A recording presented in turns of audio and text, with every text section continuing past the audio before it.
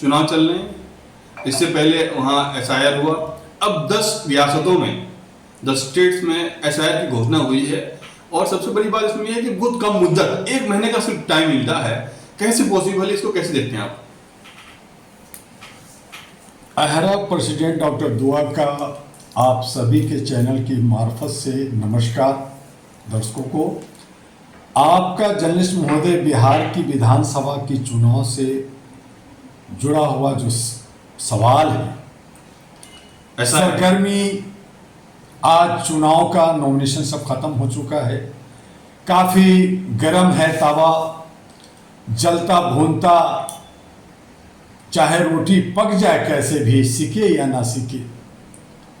और जो एसआईआर की बात कर रहे हैं, इलेक्शन कमीशन से जुड़ी हुई, सत्ता से जुड़ी हुई,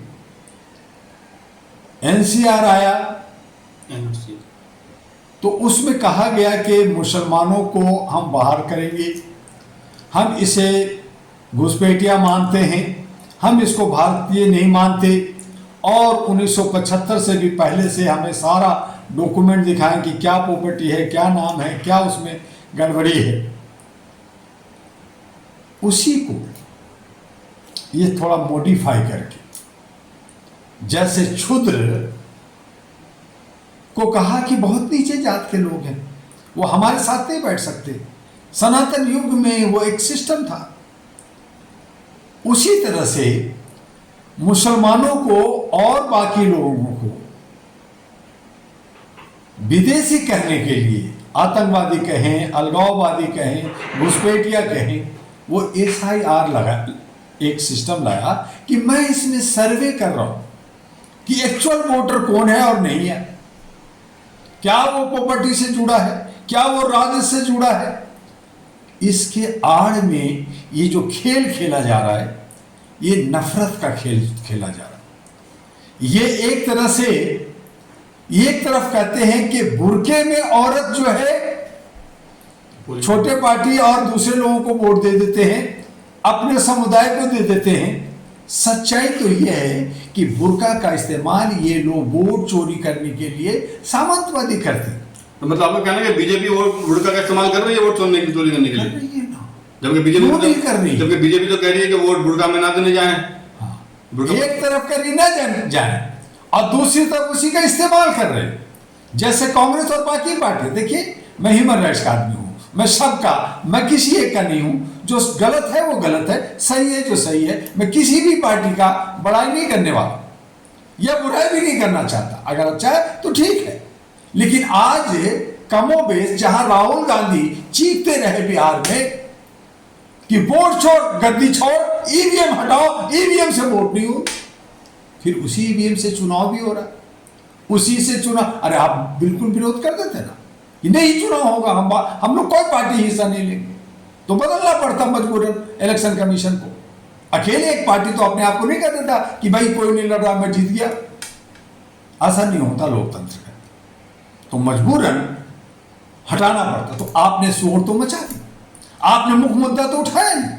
और दूसरी तरफ बीजेपी तो चाहती है कि किसी तरह से, चाहे मुझे दुसाध का, शेड्यूल कास्ट का चिराग पासवान दुसाध है, वो मेरा वोट मिल जाए, दलितों को खींच लूं।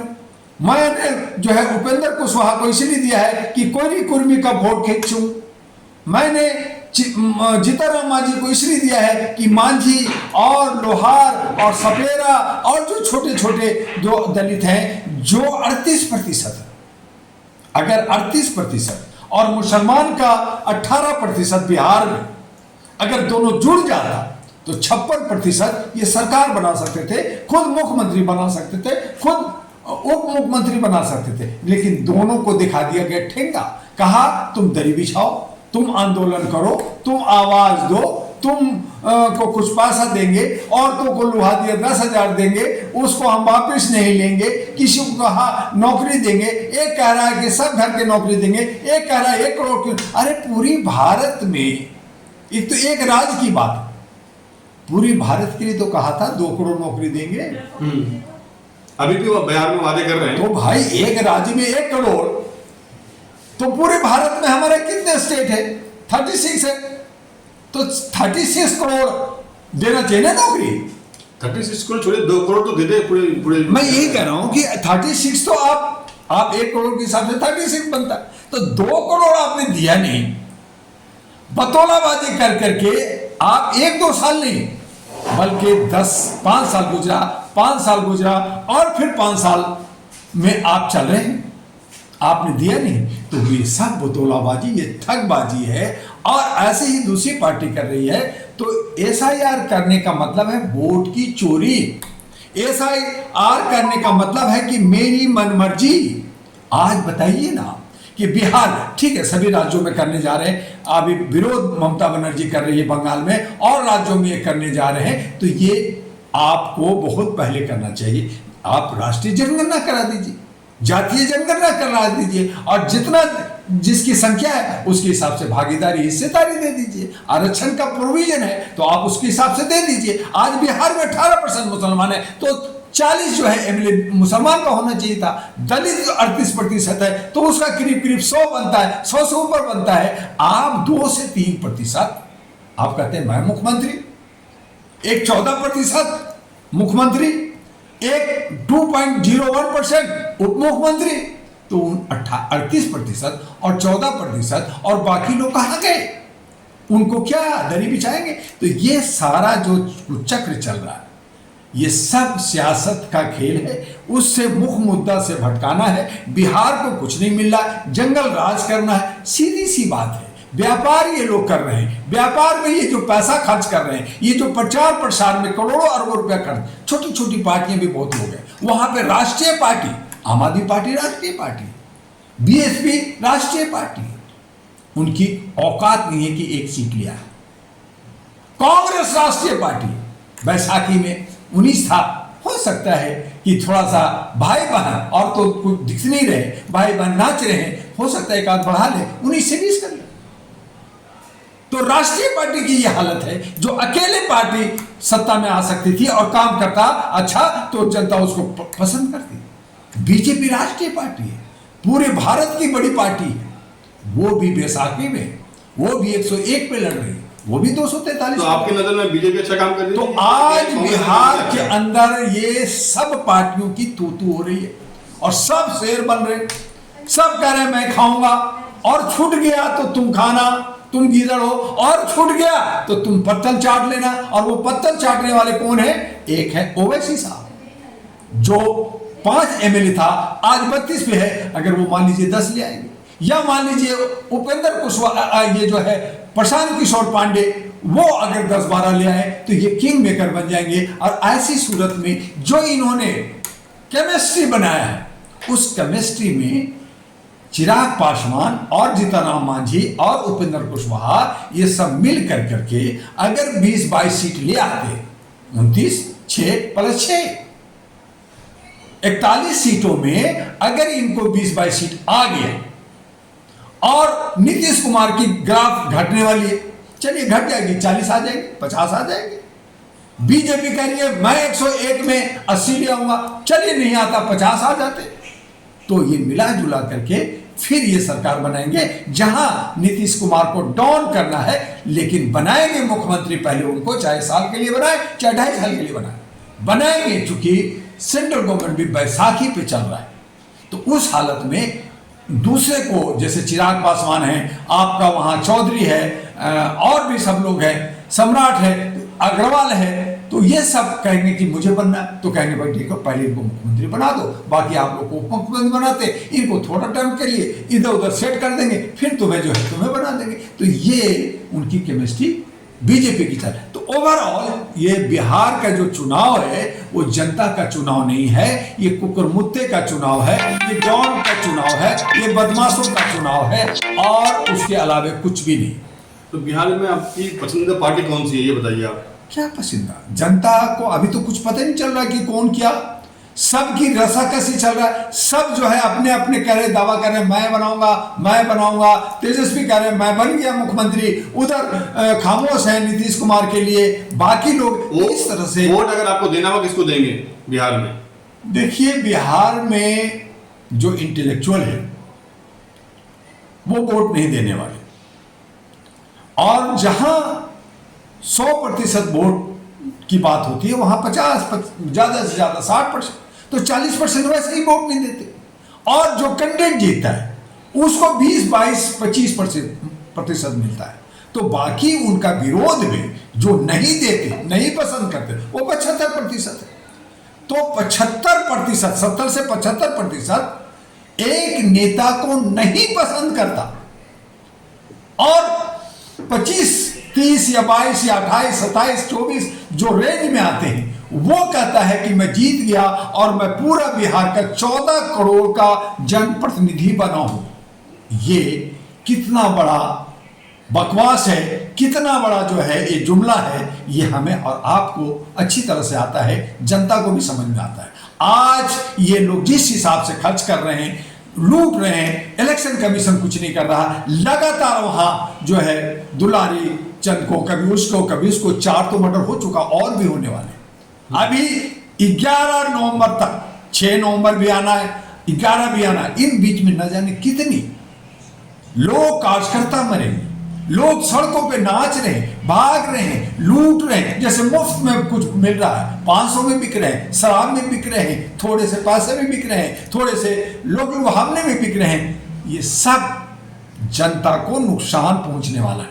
ये जनता को पेरेंगे पीसेंगे यही लोग। तो बिहार में जो बदलाव की बिहार चली थी, बिहार में बदलने की बात चली थी, वो नहीं बदलने वाला। वही ढाक के 3 पात जैसे थे वैसे आएंगे, और चुनाव का एक जो प्रक्रिया है वो पूरा होगा। SIR का जो प्रक्रिया ये कर रहे हैं, ये मुसलमानों के से नफरत करने के लिए, उसको दरकिनार करने के लिए, उसको आगे जा करके उनको जो अरेस्ट करेंगे, उन पे पीला मशीन बुलडोजर चलाएंगे, उन पे FIR लॉन्च करेंगे, तुम उग्रवादी हो, तुम आतंकवादी हो, तुम घुसपैठिया हो, इस तरह से तंग करेंगे। तो आज मानवीय मूल्यों के आधार पर बात कर, अगर पार्टी की बात करें, RSS सब कर रहा है, तो मुसलमान कहां सोया हुआ है? RSS से बड़ी पार्टी, RSS से बड़ी संगठन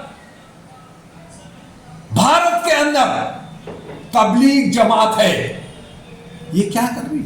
मैं धर्म कर रहा हूं, मैं मुसलमान बना रहा हूं। अरे जब सत्ता तेरे पास नहीं, तो तुम्हारा धर्म और तुम्हारी आबादी टुकड़े टुकड़े खत्म होंगे, जैसे गाजा में खत्म हो गया, जैसे फिलिस्तीन में खत्म हो गया।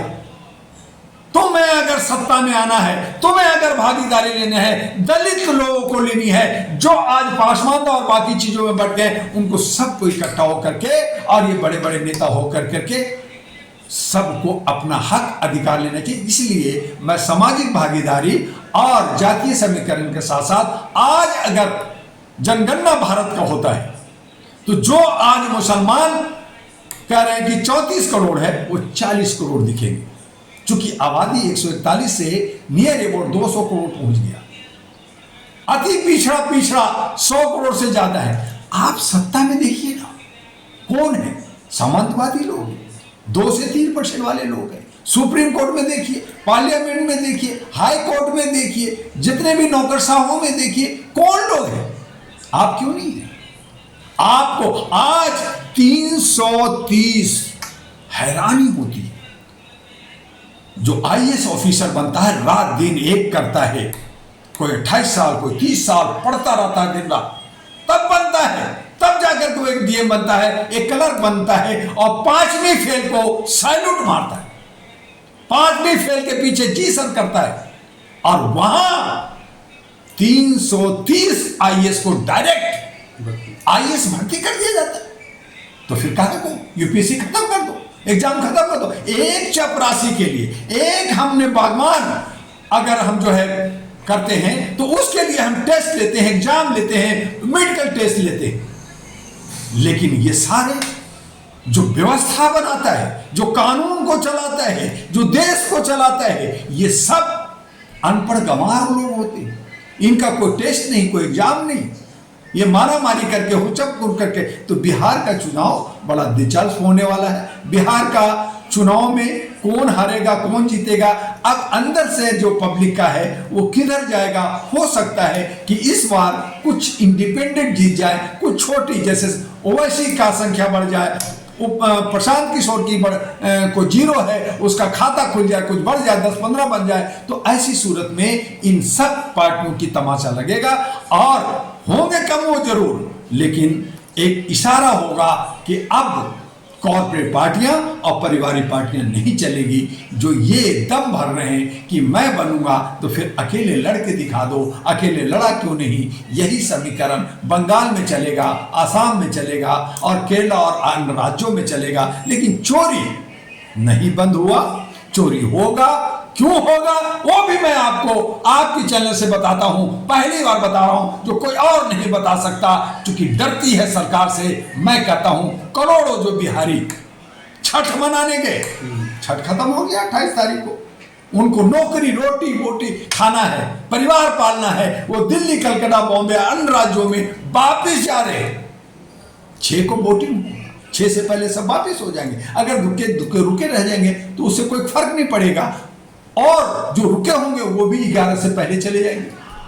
तो ये जो वोट करोड़ों है, ये हमारा चोरी होगा। ये कहेंगे कि ये पोस्टल से वोट आया है। कौन करेगा? सत्ता में बैठे लोग, चोरी करने वाले लोग, दबंग लोग, जो इस तरह की हरकतें करते। तो ये करोड़ों वोट की जब पोस्टल वोट की चोरी होगी, ईवीएम में तो जो होगी सो होगी। आप पढ़ा दो, आप देखो 6 का 14 तक जाओ, दिन रात जो है पढ़ा दो, और ईवीएम मशीन बदला जाएगा, अंदर से बेसमेंट से बदला जाएगा, रूम में बदला जाएगा। क्या होगा मैं उस बात में नहीं कहना चाहता, आप करो इंक्वायरी। लेकिन जो व्हाइट होगा, जो पोस्टल का होगा, जिसमें डीएम एसडीएम और पोस्टल वाले लोग बैठते हैं, वहां पे 2-4 ऑफिसर बैठते हैं, जैसे चंडीगढ़ में बैठ कर करके साइन कर करके, वो तो कैमरा ने देख लिया था, पकड़ लिया कि भाई ये बीजेपी नहीं आम आदमी पार्टी का मेयर बना है।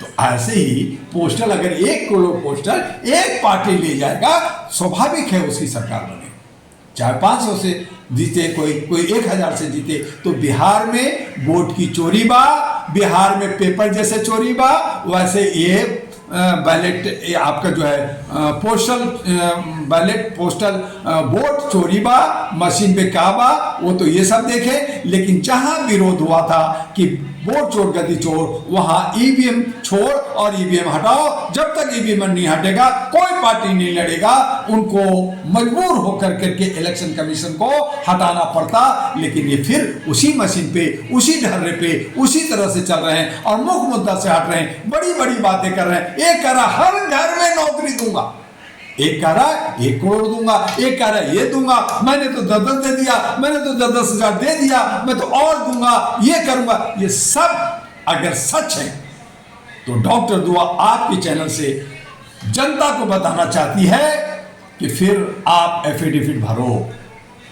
आप 500,000 रुपए के स्टैम्प पेपर पर पार्टी वर्सेस जनता, बिहार की जनता, एक एफिडेविट भरो, सत्यापित करो और मीडिया में गो कि मैंने जैसे मैनिफेस्टो दिखा दो कि ये मैंने एफिडेविट भरा है, अगर ये मैं पूरा नहीं किया वादा, ये मैनिफेस्टो में जो लिखा हुआ वादा नहीं किया, तो मेरी चल अचल संपत्ति जब्त होगी, मेरी सदस्यता खत्म होगी, मेरी पार्टी निरस्त होगी। आप वादा करो। लेकिन क्या यहां तो पार्टियां मीडिया को भी गच्चा दे रही है। 26 सेकंड के अंदर फोटो दिखाते, मेरी मैनिफेस्टो, इतनी मोटी किताब, मेरी मैनिफेस्टो, खत्म। ना उसमें जवाब, ना उसमें सवाल, क्या लिखा है क्या नहीं लिखा है, कैसे करेंगे नहीं करेंगे। हमने तो भाषण दिया था, सुन लीजिए रैली में, सुन लीजिए भाषण में। सिर्फ बतौलाबाजी, सिर्फ जनता को धोखा देने का एक षड्यंत्र चल रहा है। और ऐसी सूरत में बिहार में जो हमने कहा था, सोचा था कि अब जनता की सरकार होगी, जनता द्वारा होगी, ये जनता की सरकार नहीं, ये लोमड़ियों की सरकार, ये बदमाशों की सरकार, ये लूट की सरकार, ये मनमर्जी की सरकार बनने जा रही है। और ये कहने में कोई गुरेज नहीं कि फिर से बिहार में जंगल राज शुरू होगा, क्योंकि ये व्यापार कर रहे हैं, क्योंकि ये पैसा लगा रहे हैं। और जब पैसा लगा रहे हैं, करोड़ों करोड़ खर्च कर रहे हैं, तो उसका वो रिटर्न भी चाहेंगे। और जब रिटर्न चाहेंगे तो जनता को चूसी जाएगी। आज जनता को मजा आ रहा है, कल डंडा पड़ेगा, कल उसके पिछवाड़े पे लगेगा, कल उससे जूस निकाला जाएगा, फिर पता चलेगा हमने क्या गलती की है। यही होने जा रहा है। बिहार में लास्ट सवाल, बिहार में अक्सर क्या हो जाता है कि मेन मुद्दे हैं जो नौकरियों का मुद्दा है, सारी चीज़ें हैं, बाहर लोग पलायन कर रहे हैं नौकरियों के लिए, मगर घूम फिर के लास्ट में आ जाता है जातिवाद। वो देखिए, जातिवाद बिहार होते में हैं। जर्नलिस्ट महोदय जातिवाद बहुत हावी है। यादव लोभी है, भूमियार लोभी है, वहाँ पे कुर्मी लोभी है, वहाँ पे कोयरी लोभी है, वहाँ पे मुसलमान का भी लोभी। चलिए, है बीमारी है, ये नहीं होना चाहिए, जात पात खत्म होना चाहिए, एजमान भी हद से। लेकिन अगर है तो मैं पूछना चाहता हूं कि ये जो अति पिछड़ा जो 38% है, वो अपना लोभी बना के सरकार क्यों नहीं बना रही? वो क्यों बिखर जाती है? क्यों कुछ उधर कुछ इधर कुछ उधर बढ़ जाती है? वो 38% से 1% रह जाते। जो 18% मुसलमान है, जो एक मुख्यमंत्री दे, जब 14% मुख्यमंत्री कह सकता तो मुसलमान भी कह सकता। यही तो ओवैसी ने भी कहा कि तुम्हारी क्या, तुम दरी बिछाओ, तुम जो है उसके पीछे भागो, चंदा दो, तो वो ठीक है।